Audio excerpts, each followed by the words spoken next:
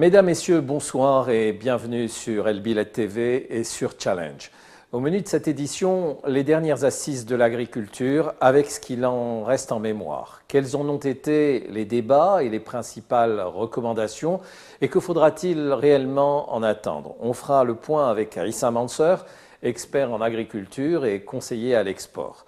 Je recevrai ensuite Mahdi Atmani, directeur adjoint d'Injaz El Jazair, pour évoquer ce partenariat que son organisation vient de sceller avec le ministère de l'Industrie, histoire d'encourager les jeunes porteurs de projets, d'entreprises. Mais parlons d'abord d'agriculture.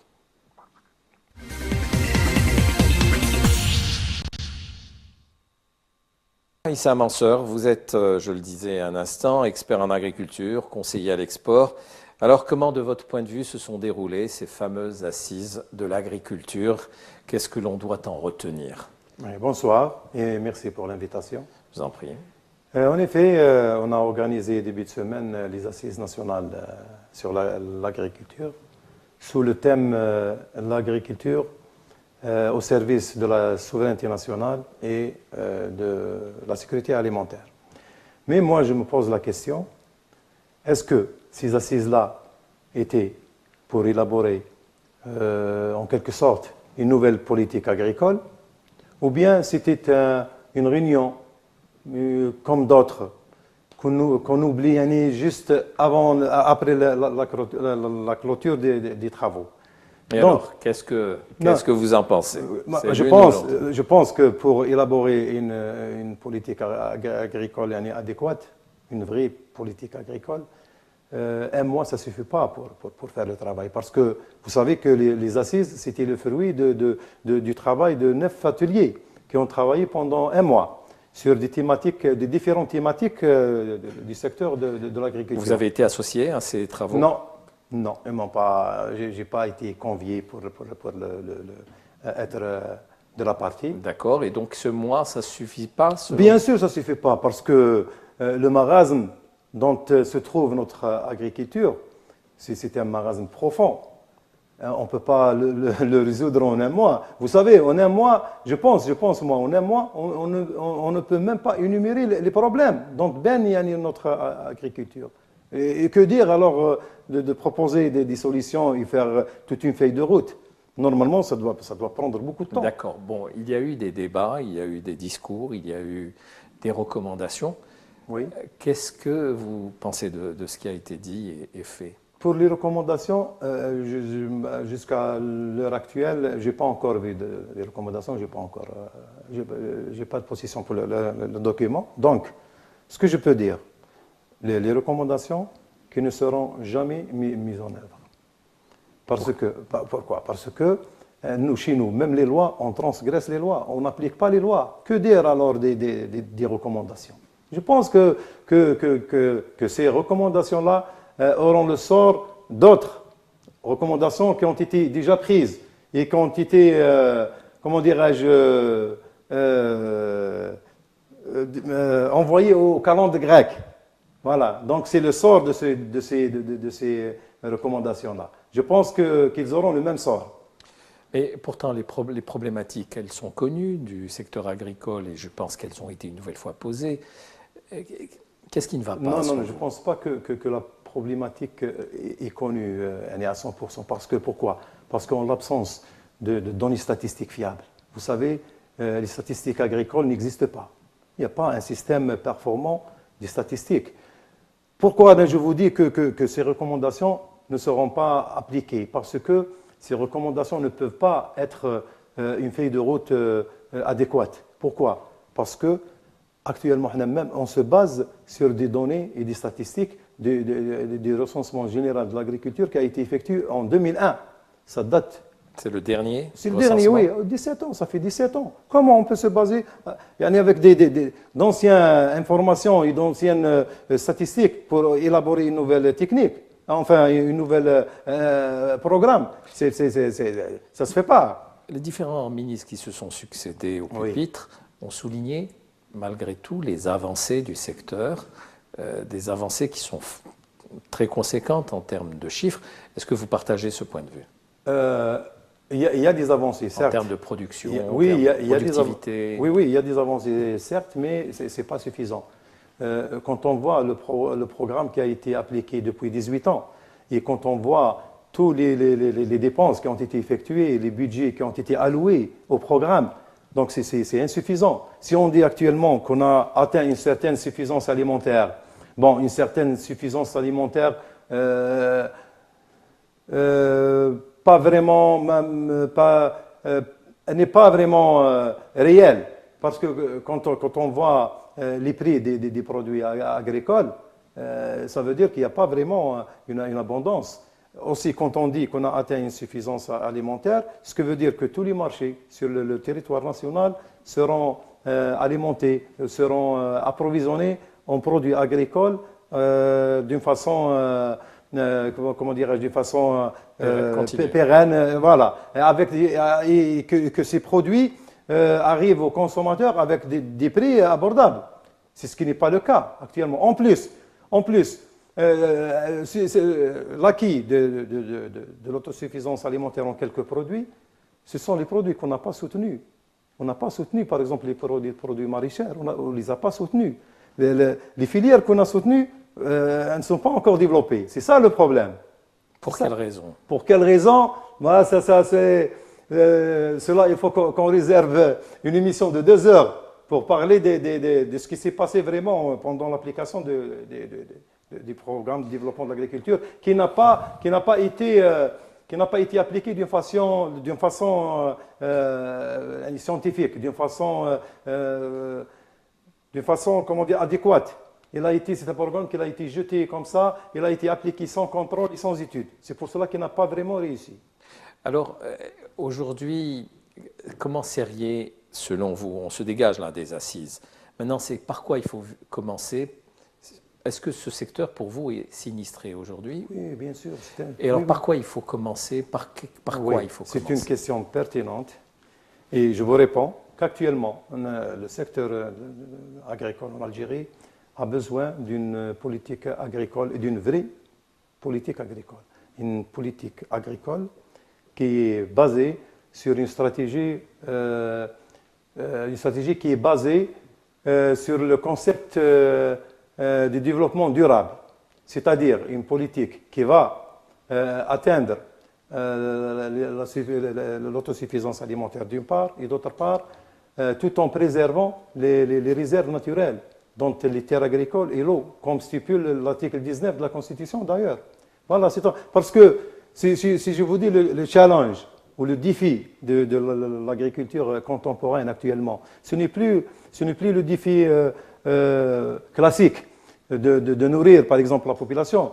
Il y a un nouveau concept actuellement, c'est les changements climatiques. Il faut que la politique agricole adoptée, il faut qu'elle contribue à l'atténuation des répercussions néfastes des changements climatiques.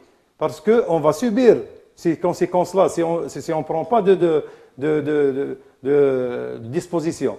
C'est ça, là. Ces dispositions, ce sont des dispositions techniques, matérielles, en agriculture, en Algérie, il y a comment dirais-je, les principes élémentaires qui ne sont pas encore développés.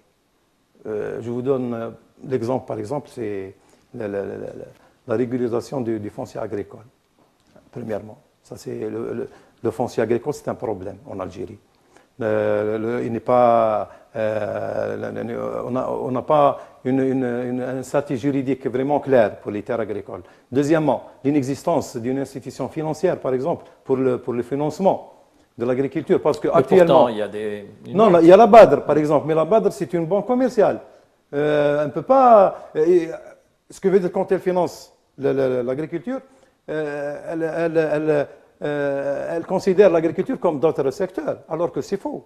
Normalement, on doit lui réserver à l'agriculture, comment dirais-je, des conditions spéciales. Voilà. Donc, c'est impératif de créer une institution spécialisée pour le financement de l'agriculture. Il y a aussi, par exemple, le développement de l'assurance agricole, qui ne joue pas vraiment son rôle dans le développement du secteur de l'agriculture. Pourquoi? Pourquoi? Parce que, premièrement, l'assurance agricole ne rentre pas vraiment dans la culture de l'agriculteur, premièrement. Deuxièmement, l'État a failli dans ce point-là. Mais pourtant, il y a une assurance qui est dédiée à l'agriculture. Oui, une assurance, mais si on voit le chiffre d'affaires de la caisse, par exemple, le CNAMA, si on voit son chiffre d'affaires, il est constitué à 90% des assurances auto. Donc là, tu comprends que l'assurance agricole, voilà. Donc c'est un grand problème. Quand on voit, parce que l'agriculteur qui n'est pas assuré, lui-même n'est pas assuré, et ses cultures ne sont pas assurées. Donc c'est un problème. C'est pour cela qu'actuellement on parle souvent du vieillissement, par exemple, de la main-d'œuvre agricole. C'est un problème, ça. Quand un jeune voit que les agriculteurs vivent dans la misère, que lui-même n'est pas assuré, qu'il n'est pas protégé, même son revenu n'est pas protégé. Par exemple, quand on voit l'abondance des produits, quand les prix baissent, c'est l'agriculteur qui paye. Il n'y a pas un système pour protéger son revenu. C'est ça le problème aussi. Donc c'est tout un... Il y a aussi un autre problème. Il faut relancer les instituts de recherche. Les instituts de recherche, les instituts de vulgarisation. Parce qu'ils ont existé, ils ont disparu? Non, ils existent toujours. Des sachets, c'est l'un des acquis les plus importants du secteur de l'agriculture, c'est ces instituts techniques. Chaque filière agricole a un institut technique en face. Mais malheureusement, ces instituts techniques de formation, de vulgarisation, ne jouent pas leur rôle. Et quand je vous dis qu'ils ne jouent pas leur rôle, je ne fais pas allusion, par exemple, à l'incapacité, par exemple, de nos cadres à gérer cela. Mais au contraire, parce qu'ils n'ont pas de moyens. Parce qu'ils n'ont pas de moyens, ni des moyens matériels, ni financiers pour travailler. Donc, ces instituts sont devenus des organismes administratifs par excellence. Et même, donc les chercheurs, les ingénieurs sont devenus des fonctionnaires qui attendent leur salaire et c'est tout. Il a été souligné la vieillesse de la population agricole. Oui. Alors, comment remédier à cela? Comment remédier? Je termine par les points. Oui. Vous disiez que c'était l'un des derniers points. Non. Après la relance des instituts, il y a aussi, comment dirais-je, protéger, comme on a dit, il faut protéger le revenu de l'agriculteur. Il faut le protéger par un système afin qu'il ne subit pas, à chaque fois, il ne subit pas les aléas du marché. Par exemple, s'il y a une abondance de produits, s'il produit plus, s'il fait un surplus de production et que les prix baissent, il ne faut pas que c'est lui qui va payer les pots cassés. Et là, qu'est-ce que vous préconisez? Une subvention de l'État? Non, oui, il y a des systèmes, bien sûr, avec l'assurance. Pour mettre un système pour protéger le revenu des agriculteurs. Et tout cela n'est toujours pas en place? Non, il n'y a pas. Non. Actuellement, il n'y a rien. Aujourd'hui, les agriculteurs, comment vivent-ils? Je parle des petits agriculteurs. Est-ce qu'ils arrivent à subvenir à leurs besoins? L'agriculteur, des fois, il gagne, des fois, il perd. L'agriculteur, chez nous, il produit d'une façon anarchique parce qu'il n'y a pas de coordination entre l'agriculteur ou le producteur et les services de l'agriculture, par exemple, au niveau de la wilaya. Il n'y a aucune relation. Donc, on le laisse produire anarchiquement. Et on est en plein marché quasi informel. Là. Oui, le marché, c'est le plus grand problème. Parce qu'il n'y a pas de système de régulation de marché aussi. C'est ça le problème. Il n'y a pas de système de régulation. Quand on produit, et on n'a pas où stocker, on n'a pas les moyens de diffuser avec les produits agricoles. On n'a même pas suffisamment de marché de gros. Voilà, c'est ça le problème. Donc le produit, des fois on dit on a produit avec abondance. Mais il n'y a que les spéculateurs qui profitent. Il n'y a que les spéculateurs. L'agriculteur perd et le consommateur aussi, il paye. Qui pourra organiser tout cela et restructurer tout cela? Normalement, l'agriculteur ne fait que produire. Normalement, c'est du ressort des pouvoirs publics. C'est le ministère de l'Agriculture et c'est le ministère du Commerce. Est-ce que vous les mettez en cause aujourd'hui? Remettez en cause quoi? Leur action. Est-ce qu'aujourd'hui, ils font défaillance, les autorités, par rapport à ce que la structure devrait être aujourd'hui? Oui, mais il y a un manque flagrant dans la régulation du marché. On le voit, là, ça saute aux yeux, ce n'est un secret pour personne.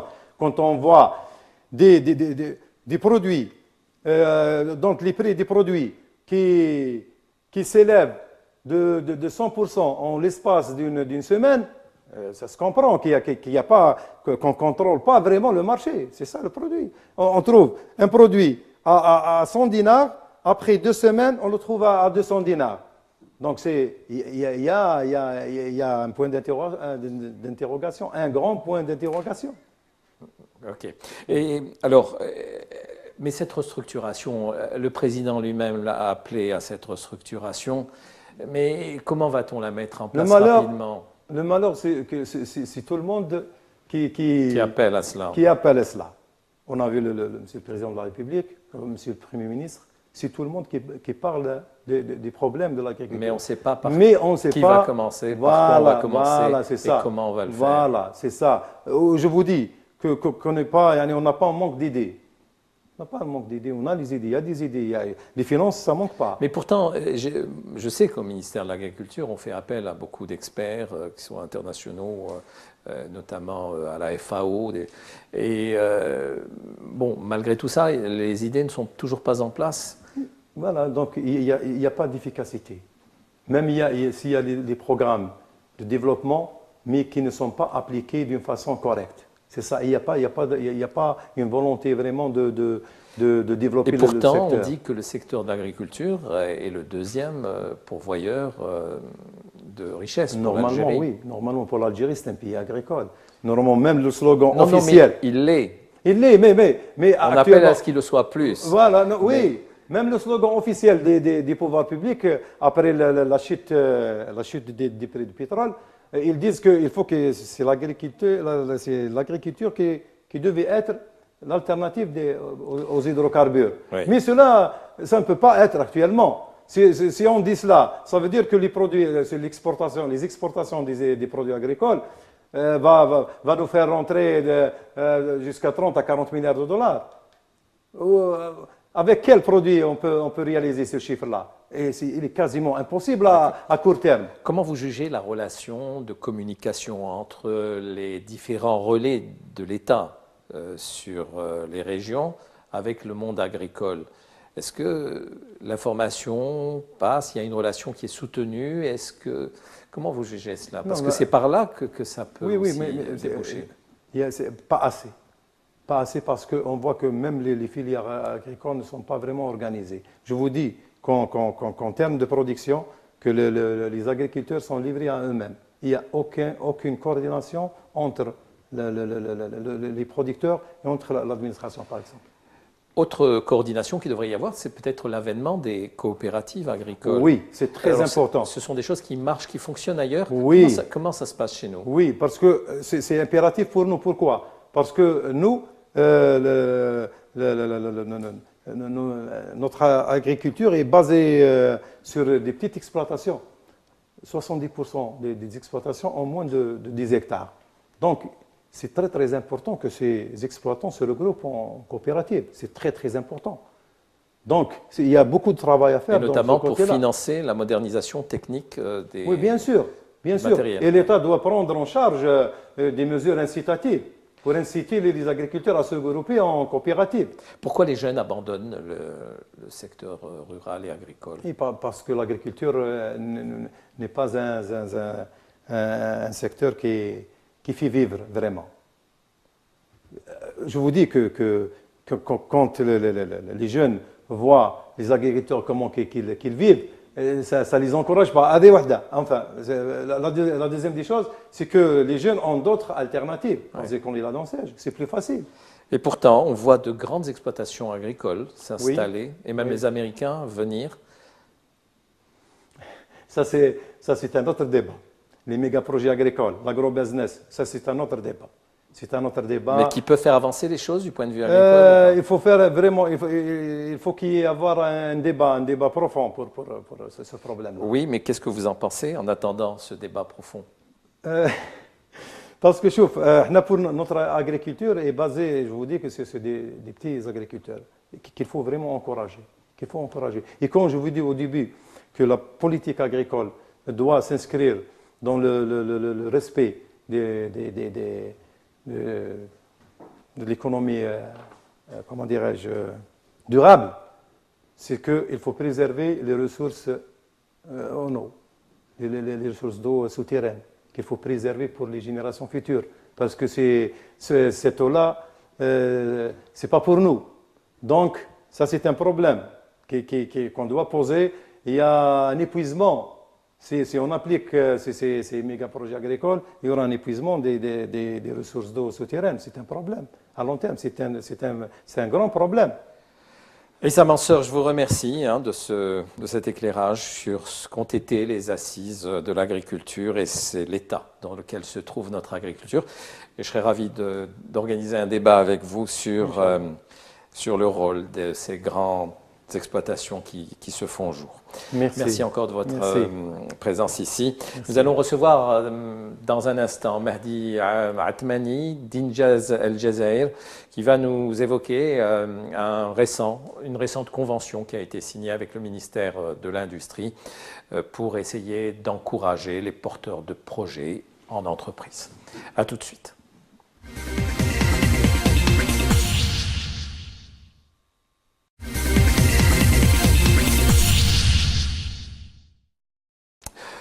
Mahdi Atmani, bonsoir. Vous êtes le directeur adjoint d'Injaz El Jazair et vous venez de signer, donc je le disais à un instant, une convention visant la formation, la motivation de jeunes porteurs de projets.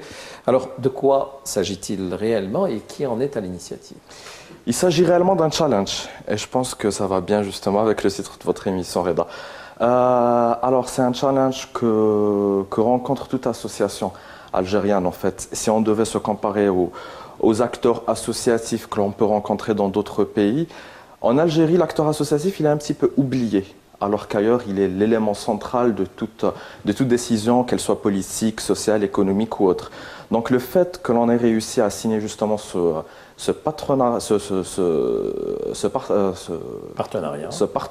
je perds mes mots, avec le ministère de l'Industrie, c'était un gros challenge pour nous. C'est venu après plusieurs mois de rencontres, plusieurs réunions. C'est vous qui avez provoqué ce partenariat? Effectivement, c'était c'est venu de nous, une envie qui est venue de notre part après avoir vu que notre secteur d'activité était l'entrepreneuriat, la promotion de l'entrepreneuriat et de l'accompagnement des jeunes dans la création de leur entreprise, et d'un autre côté, toutes les structures d'aide qu'avait le ministère de l'Industrie, tous les moyens aussi mis en œuvre par le ministère de l'Industrie aussi bien à Alger que dans plusieurs wilayas du pays, presque la totalité. Et c'est à partir de là, à partir de ce constat qu'on les a approchés pour essayer justement de créer une synergie entre ce que nous faisons à notre très petite échelle, à l'échelle d'une simple association, et ce que fait tout un ministère à l'échelle nationale. Donc visiblement, ce que vous allez faire va devenir grand. En fait, vous visez une population avec le ministère de combien de jeunes? Là, actuellement, on a signé une convention qui va sur 2 ans. Combien de jeunes nous allons former? Donc, pour l'année académique prochaine, ça ira entre 1000 et 5000. Tout dépendra des possibilités d'implémentation et ce sera en quelque sorte une première année d'essai avant d'évaluer la chose, d'évaluer les résultats et éventuellement atteindre les 5000 par an en moyenne. La presse a relaté le chiffre de 50 000 d'ici 2022. Vous avez vu ça? Exactement. Concernant le chiffre de 50 000 personnes formées, c'est des objectifs propres à Injaz. Nous espérons atteindre en cumul, je tiens à le préciser, un cumul de 50 000, sachant qu'au jour d'aujourd'hui, et après presque 8 ans d'existence, nous avons atteint 18 000. D'accord. Qui êtes-vous, Injaz? D'où venez-vous et pourquoi vous intéressez-vous autant au monde entrepreneurial? Nous sommes une association. Nous sommes une association à but non lucratif et de droit algérien. Nous avons commencé nos travaux en Algérie en 2010 sous l'égide du Club CARE, qui est le cercle d'action et de réflexion autour de l'entreprise. Et avons obtenu notre agrément en octobre 2016. Et donc depuis octobre, nous sommes une association complètement indépendante et à part entière. Notre mission principale est de créer des passerelles entre les jeunes et le milieu professionnel, aussi bien pour être employé qu'employeur. C'est-à-dire que nous avons un certain nombre de programmes qui aident le jeune Algérien qui est en pleine étude, qui est en plein processus de formation, on va dire classique. On essaie à faciliter, à créer des passerelles entre lui et éventuellement le monde professionnel pour être employé, nous avons un certain nombre de programmes concernant l'employabilité et même la culture financière. Et nous avons encore d'autres programmes qui concernent l'entrepreneuriat. Et c'est autour de ces programmes-là, de ce pilier-là qui est l'entrepreneuriat, qu'a été signée la convention entre le ministère de l'Industrie, précisément la DGPME, la Direction Générale de la PME, et notre association Injaz El Jazair. Alors, qu'ont-ils de si particulier ces programmes et qui les concocte? Alors, les programmes, ce sont des programmes qui sont mis en œuvre dans plus de 123 pays à travers le monde. C'est-à-dire que aussi bien vous trouverez Injaz El Jazair, vous trouverez aussi Injaz Al-Maghreb, Injaz Tunis dans le monde arabe. Si vous partez en France, nous allons nous appeler la jeune entreprise française, et aux États-Unis, Junior Achievement. C'est-à-dire que ces programmes sont mis en œuvre par plusieurs associations à travers le monde. Et ils sont partagés, c'est ça? Ils sont partagés. Supposons qu'au jour d'aujourd'hui, nous, autant qu'Injaz El Jazair, nous n'avons pas encore eu ni les moyens matériels, ni les moyens humains d'imaginer un nouveau programme, de l'essayer, de le tester, de l'évaluer et éventuellement de le partager avec d'autres pays. Mais les programmes que nous mettons actuellement en œuvre sont des programmes que nous avons ramenés de pays étrangers, d'Afrique noire, de la Tunisie. Qu'ont-ils de si spécifique ces programmes? Parce qu'en définitive, il s'agit de former au management, à des choses qui se font dans les écoles chaque jour. Pas vraiment, parce que nous avons une approche qui est le learning by doing, c'est-à-dire l'apprentissage par la pratique. Au lieu d'apprendre à un jeune comment créer une entreprise et que ça reste juste de l'encre sur tableau ou de la créer sur du tableau, nous avons un programme qui s'appelle le Company Programme, qui est un programme de 6 mois où ce jeune devra créer, gérer une entreprise que nous appelons une entreprise estudiantine, c'est-à-dire une entreprise qui a une durée de vie de 6 mois, durant laquelle, certes, il devra gérer son équipe, produire, vendre, etc. Mais le but principal de cette entité est seulement d'apprendre comment créer une entreprise, comment gérer des employés, comment gérer des projets, comment communiquer et comment faire tourner un business. D'accord. Alors, dans le business, justement, en Algérie, vous avez donc des partenaires, sans doute, qui interviennent.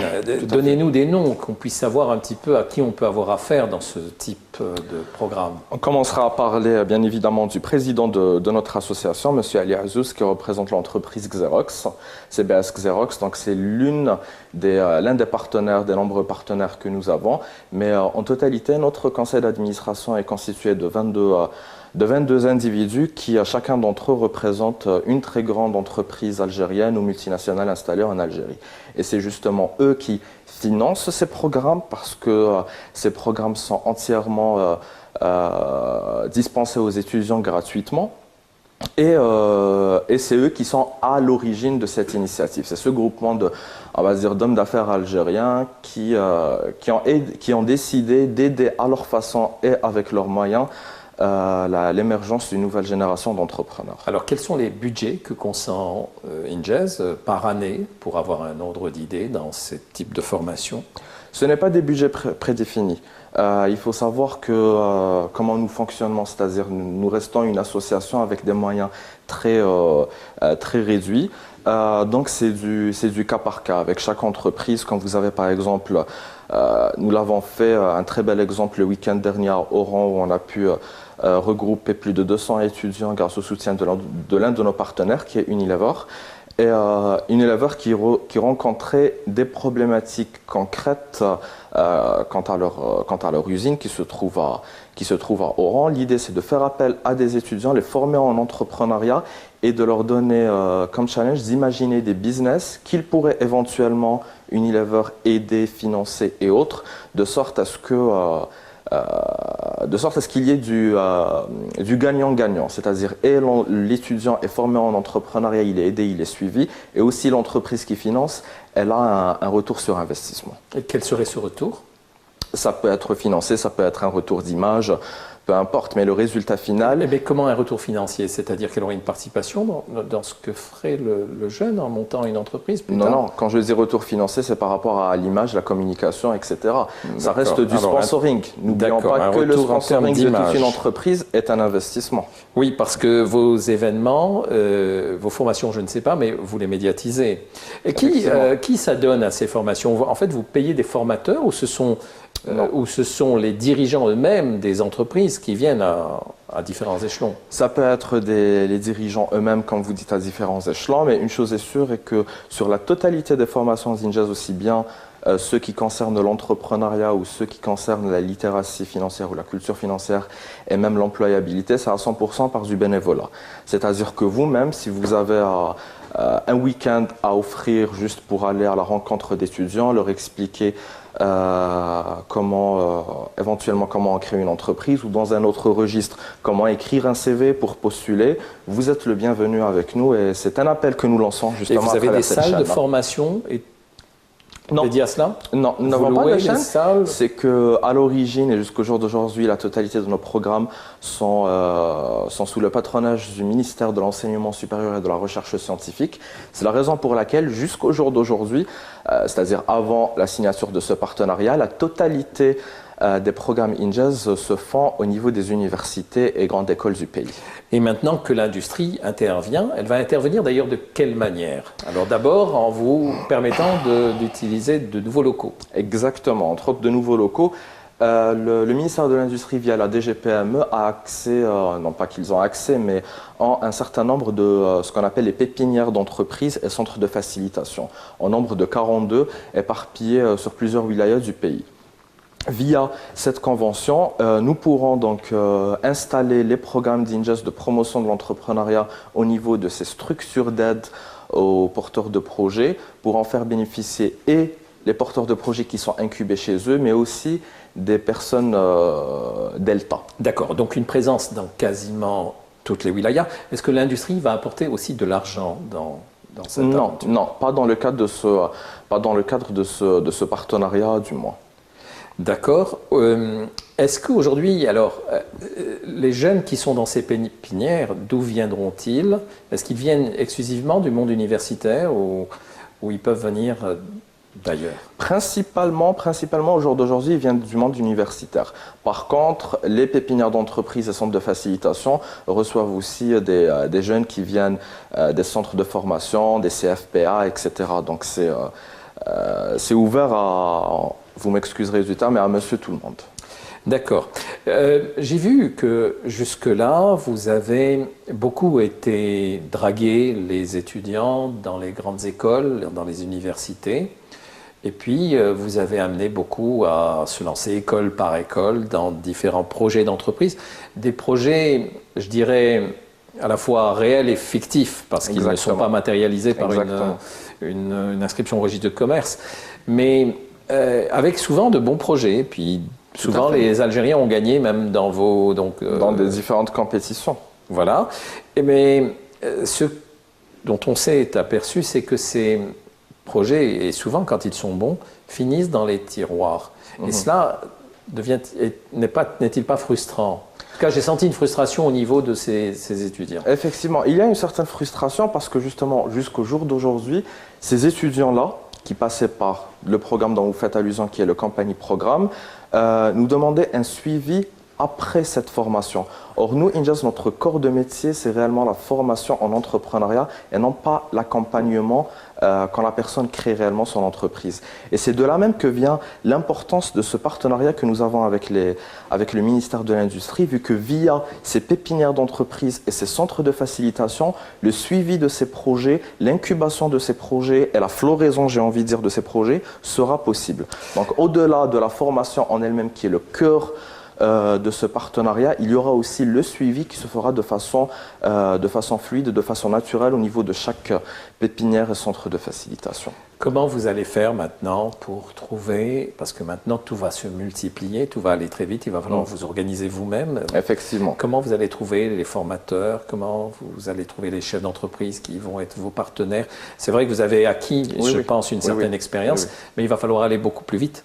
Et puis certainement rendre des comptes. Tout à fait. Ce qui est très intéressant avec les pépinières et centres de facilitation, et ce n'est pas connu du grand public, c'est que chaque pépinière et centre de facilitation est dirigé par un formateur et a un groupe de formateurs employés chez eux. Donc ça va être ces mêmes personnes qui vont se déployer pour former ces personnes-là. Mais ensuite, on espère et on attend une demande assez importante et c'est là que l'on aura un deuxième challenge, justement. Je voudrais partir sur la philosophie de votre métier, parce que vous me disiez en coulisses que cette Injaz Oui. avait utilisé des programmes qui étaient souvent concoctés à l'origine depuis les États-Unis, que c'était une idée, des associations qui avaient émergé d'abord aux États-Unis et puis qui se sont répandues à travers le monde.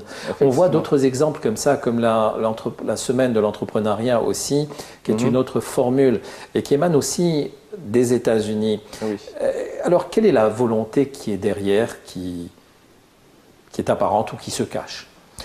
Je pense sincèrement que quand on prend l'exemple des États-Unis, quand on prend le PIB américain qui est à très grand pourcentage issu des PME, c'est à partir de ce constat que l'on a à apprendre un maximum d'eux et des meilleures pratiques qui se font chez eux, les meilleures expériences qui se font chez eux. C'est à partir de là que, entre autres, vous avez parlé de la GEW qui a été inspiré certes par le modèle américain, mais qui au jour d'aujourd'hui existe dans plusieurs pays. Et c'est la même chose aussi pour Injaz El Jazair. C'est-à-dire que même si nous, à l'origine, nous avons pu lancer nos programmes en ramenant nos programmes par des pays voisins tels que le Maroc et la Tunisie, mais l'origine de ces programmes est certes américain.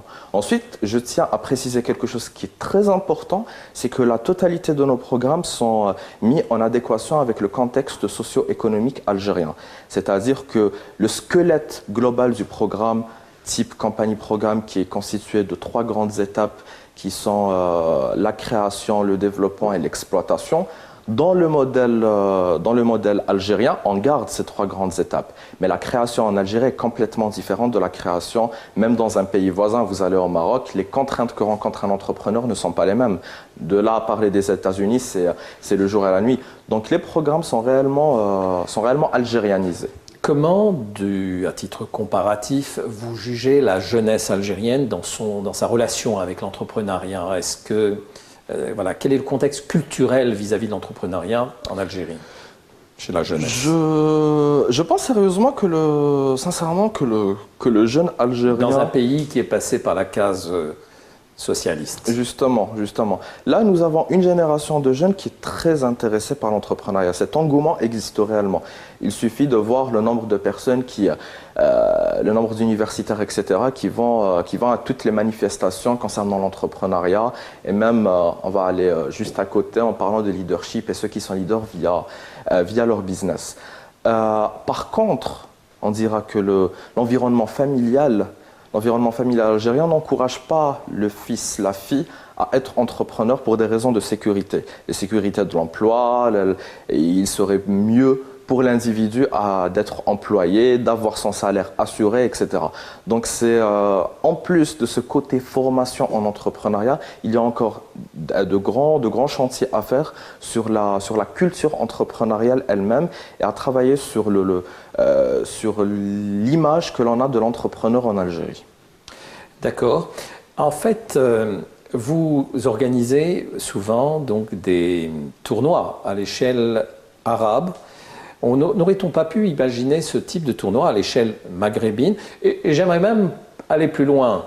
Est-ce qu'on ne peut pas organiser demain ce genre de tournoi à l'échelle algérienne, par région, histoire de dynamiser le processus? Jusqu'au jour d'aujourd'hui, et je dis bien avant